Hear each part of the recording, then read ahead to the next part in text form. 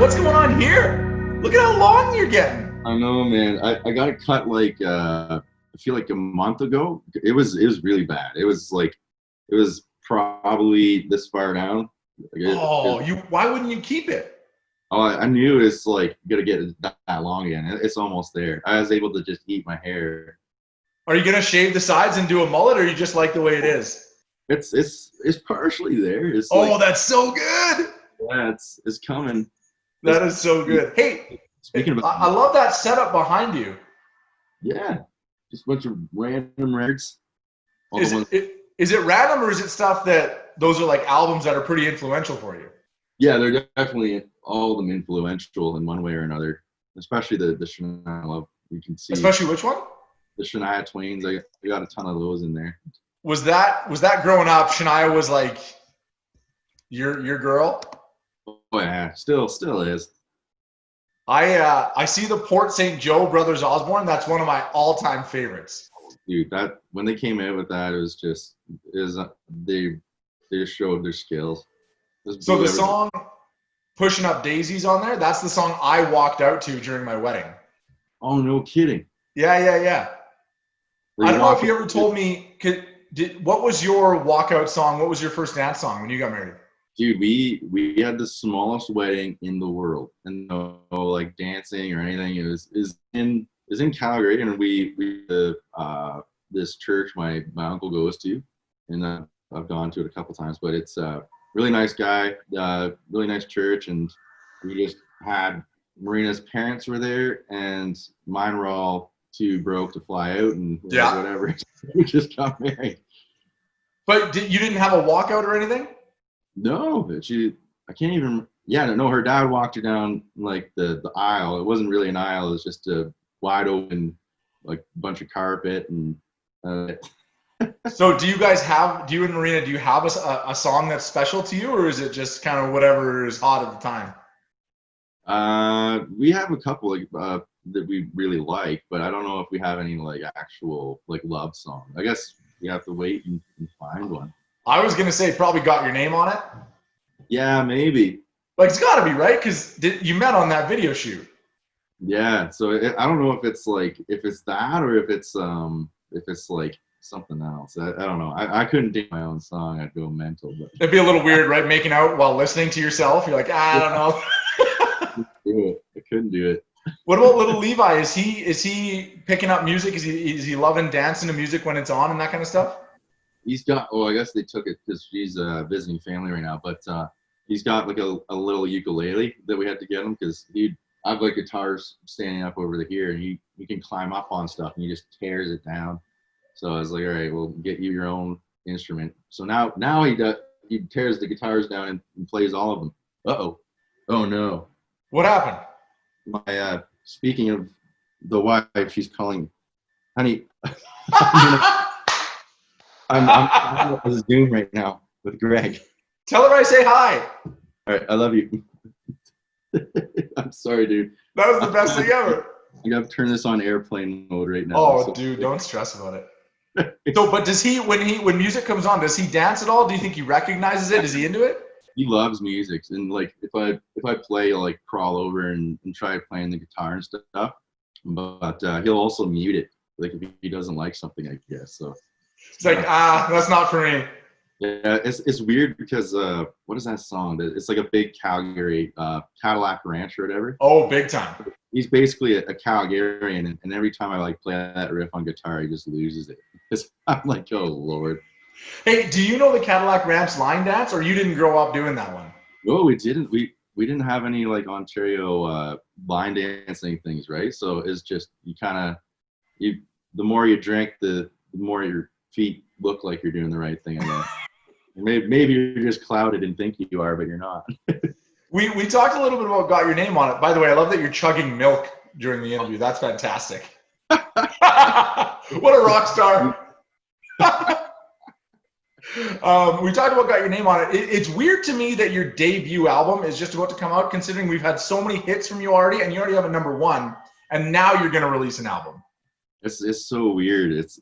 It feels like everything's just like moves so fast. It's like you only really go to Nashville if you're a Canadian artist. You only go to Nashville like unless you live there, like once every couple months or whatever to write. So it's crazy that we slammed all this out in just a short time that we did. And I'm super grateful for the team around me. Does it feel for you like the album is something that you've always strived for? I mean, it's great to have songs on the radio and it's great to have unreal success with the #1, but then the actual album, all your songs in, like, you have the whole album wall behind you. Now to have yours to add to that, that's got to be one of those career monument things that you can't wait to put out. Yeah, I'm so excited. I'm nervous, but I'm super excited. I mean, every artist that releases like a single or something, it's always nerve-wracking on its own. And then with this one, it's just releasing all of your songs, your entire catalog. Is like, oh man, it's overwhelming. Is there one for you that you think kind of encompasses your story the most that maybe we haven't heard yet? I'm not too sure. I mean, all the songs on there are bits and pieces of my life, really, and then especially the ones we've written. So it's definitely interesting to like have all these tunes there. I think, like, I mean, maybe Close is probably more relative to what's going on in my life right now, but at some point in time, each song is told a story about something I've gone through. And what's weird is it's such a long time between first single to album that you've gone through so much. All the stories on there it's going to be so cool to just sort of see and hear your journey through all these years, right? Yeah, I'm really excited. We have cut or two that we were lucky enough to get songs sent down, and I'm really excited to put those out there too because they're great songs. That's what I was going to say. There's a few we haven't heard yet. It's a bunch of the stuff we love and a few we haven't heard yet. What are those? I couldn't tell you exactly because I'm not with the exact. So you have so many random songs, but there's a Little Less Lonely, which was the first song that I ever wrote. And there's a funny story behind that. I think, did I tell you the pig story or not? Oh, okay. But basically, that was the first song I ever wrote, and I was never in a professional like writing room. And basically, that's like 8 hours to write, like minimal, right? Like you're in there for 8 hours, and you have to put in that time. So I didn't know this, but my manager set it all up and got everything going, and I showed up to write, and then like 2 hours in, I thought that's all it would be. So we get 2 hours in, and I had to go back home. I was in Toronto, and I had to drive back home to feed the animals. So I told the guys as Gavin Slate and Travis Wood, and they're major huge writers. songwriters. Yeah, even at the time they're pretty successful. So for them to give me the time of day, I was pretty lucky. But I was like, I gotta go feed the pigs, and then I left, and they thought I was like going for a dart or something. They're so confused, but I got halfway home, and I get a call from my manager just like saying like, what the hell are you doing? Like, where did you go?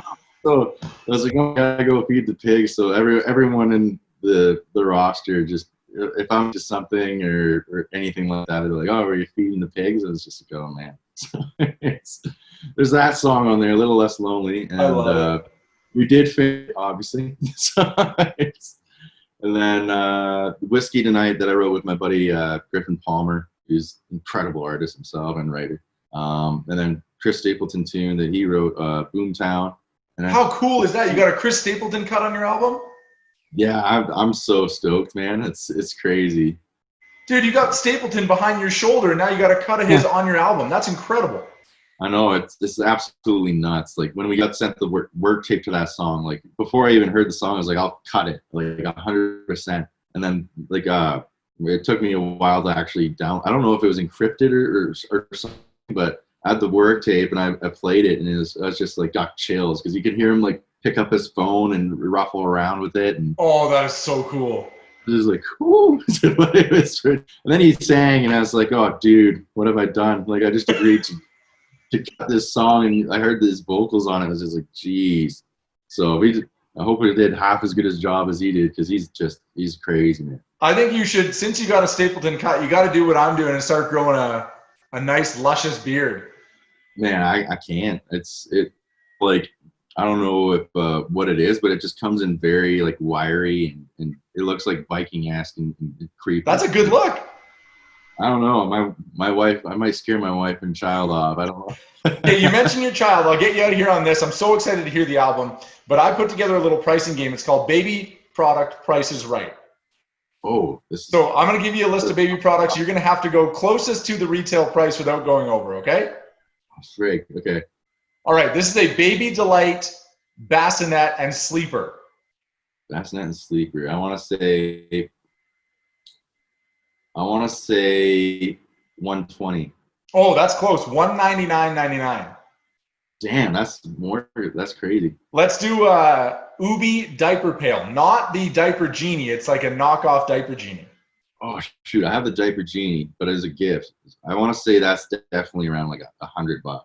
Only $69.99 because it's not the Diaper Genie, right? Because it's not the name brand. I know. I got the Diaper Genie. Let's go a baby teether stroller toy. Oh. Just something they can grab and chew on, which Levi's probably doing like crazy right now. $6. How much? $6.99. $14.99. 14. Yeah. Now my debit card charges are making a lot more sense now. Let's do a couple more. This one is Ergo Omni 360 Cool Air Mesh Baby Carrier. One of those ones you can go in the front or the back and baby goes in. Oh man, that's oh, are you talking about like the like the kangaroo pack. Oh shoot. I want to say that's $50. $179. Good God, dude. I'm glad I'm learning all these prices because it all adds up now. It's like, let's go a six pack of white socks. They're Gerber socks for a little baby. 6 pack. Six pack. I want to say that's $12. You're $8.99. So you're overshooting it now. Oh man. All right, last one because you're using a lot of these just like I am. Pack of wipes. Pack of wipes. That's I should know this. I feel like that's like $5. Yeah. The one I got was like $7.99, but you were close enough. That's close enough. All right. I want one of the. I thought you were gonna do the. I was hoping for like classic country or something. I saw you did that with Tim there. I was like, I'll nail this. Hey, if you want to be on Name That Tune, I'll bring you on. We do it Thursdays. Oh, yeah. I'd crush it. Just don't throw me into like the pop country world, or it's a hill I'll die on. Hey, buddy. You know I always appreciate your time. I'm so excited the album's finally coming out. I can't wait to listen to it, and just all the best to you and the family. Thanks, man. You too. I appreciate you. Yeah, we'll have to get together soon before I end up moving, dude. I promise you we will. Yeah. We'll go for some milk. Yeah, some.